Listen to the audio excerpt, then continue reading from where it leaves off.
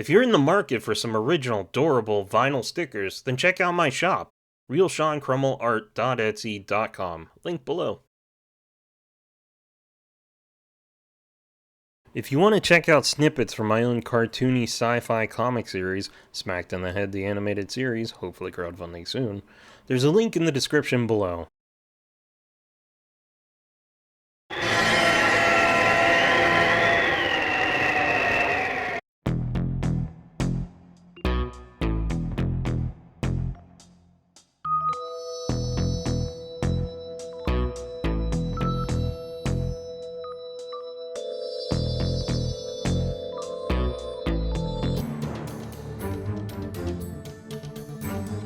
Totally not an attempt to garner attention from the recent news that Steamboat Willie has finally defied the odds and entered the public domain, but definitely an attempt to garner attention from the recent news that Steamboat Willie has finally defied the odds and entered the public domain, despite all of Disney's best attempts to push back and destroy copyright law. Probably after millions in payoffs to corrupt scumbag politicians over the years.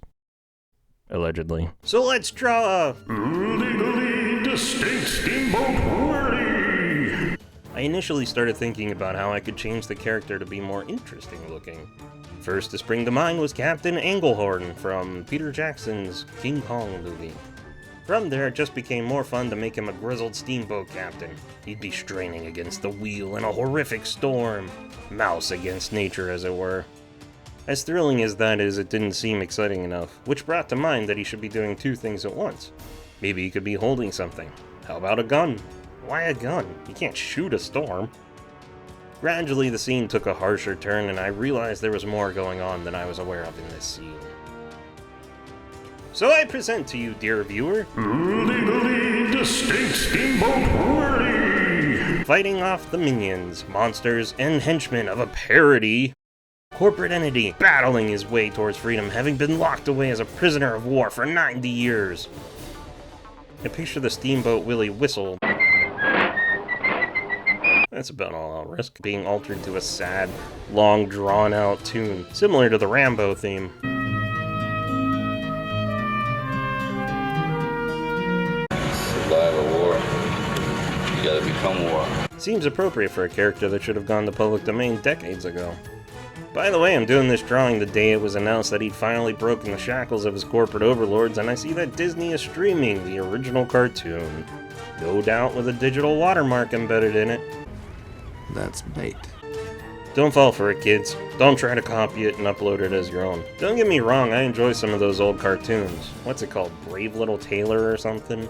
Where he fights a giant. Also, Runaway Brain is absolutely wonderful, and I heard for a long time it was banned for portraying Mickey in a negative light. I have it on DVD from back in the day. But some of those original cartoons with like the Mad Doctor and skeletons and whatnot, they were cool. Man, I finished this drawing last night and things are already heating up with people being struck for just showing the cartoon on their YouTube channels.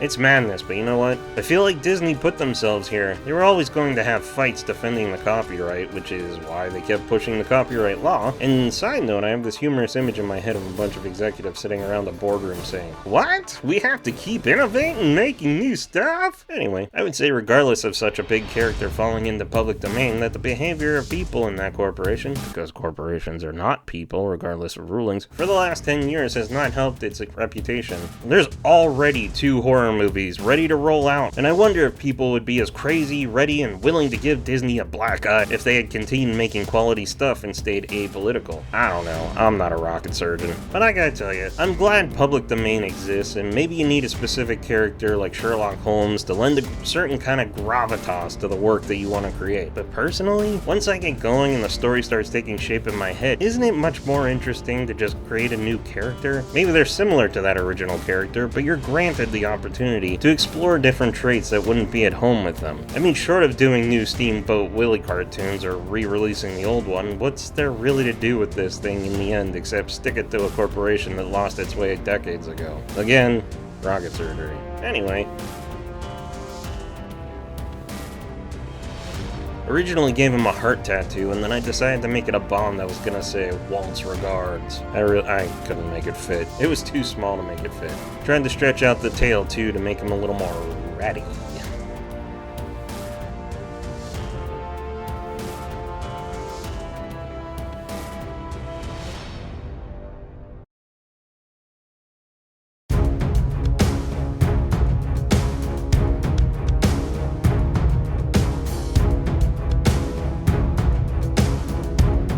What do you think? Is he battle-hardened enough?